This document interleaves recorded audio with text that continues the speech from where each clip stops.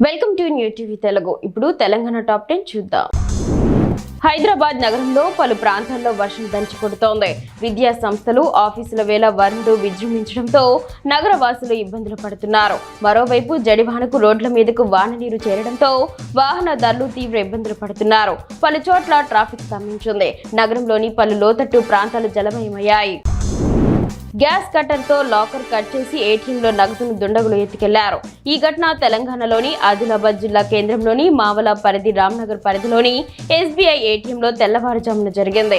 ఏటీఎంలో CC కెమెరాలకు black spray కొట్టి నగదుతో దుండగులు పరారయ్యారు.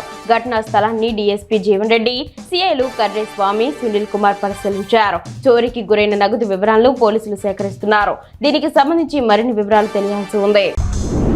వేములవాడ పట్టణంలోని పాత మార్కెట్ ప్రాంతంలో రోడ్డుపై చెత్త కుప్పలు దర్శనమిస్తున్నాయి. ముఖ్యంగా చౌరస్తాలో చెత్త వేసే బుట్టలు లేకపోవడంతో స్థానికంగా ఉండే కొందరు ఇళ్లలోని వ్యర్థాలను రోడ్డుపైన పడేస్తున్నారు. దీంతో ఆ పరిసర ప్రాంతమంతా దుర్వాసన వెదజల్లుతూ అసౌకర్యం కలుగుతుందంటున్నారు. వర్షాకాలాన్ని దృష్టిలో పెట్టుకుని వెంటనే చెత్తను తొలగించి క్లీన్ చేయాలని స్థానిక ప్రజానికం మున్సిపల్ అధికారులను కోరుతున్నారు. వనపర్తి జిల్లా ప్రియదర్శిని జూరాల ప్రాజెక్టుకు 75,000 క్యూసెక్ల ఇన్ఫ్లో కొనసాగుతున్నట్లు ప్రాజెక్టు అధికారి వెంకటేశ్వర్లు తెలిపారు.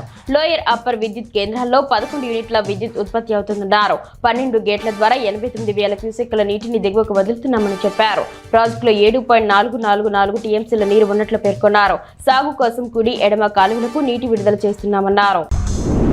BRS MLA working president KTR పై ఎమ్మెల్సీ డాక్టర్ అద్దంకి దయాకర్ మండిపడ్డారు. ఒక ప్రకటనలో ఆయన మాట్లాడుతూ దళితుల గురించి బీఆర్ఎస్ మాట్లాడుతుంటే విడ్డూరంగా ఉంది అని అన్నారు. దళితులను ఏ విధంగా మోసం చేశారో, దళితుల నిధులు ఏ విధంగా కొల్లగొట్టారో ఇవన్నీ చూసుకొని మాట్లాడండి అని అన్నారు.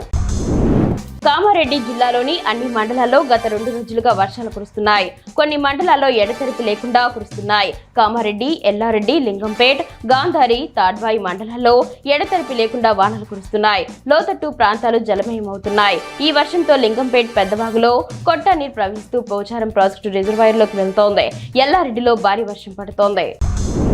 కొమరంభీం ఆసిఫాబాద్ జిల్లా బెజ్జూరు మండలం, మొగవల్లి మరియు చింతల మానేపల్లి మండలం, కోయపల్లి గ్రామాల మధ్య ఉన్న రోడ్డు ఇటీవల కురుస్తున్న వర్షాలకు పూర్తిగా తెగిపోయింది. కల్వర్టు వద్ద రోడ్డుకు గండిపడి భారీగా నేల కొట్టుకుపోయింది. ఈ రోడ్డు తెగిపోవడం వల్ల 2 మండలాల ప్రజలకు రాకపోకలు పూర్తిగా నిలిచిపోయాయి. అధికారులు తక్షణమే స్పందించి రహదారిని పునరుద్ధరించాలని స్థానికులు కోరుతున్నారు. హైదరాబాద్ లో ఏకధాటిగా కురుస్తున్న వర్షాలతో ప్రయాణికులకు ఇబ్బందికరంగా మారింది. ప్రధాన రహదారుల మీద వర్షపు నీరు నిలిచిపోవడంతో అయోధ్య జంక్షన్ వద్ద వాహనాల కదలిక మందగించింది.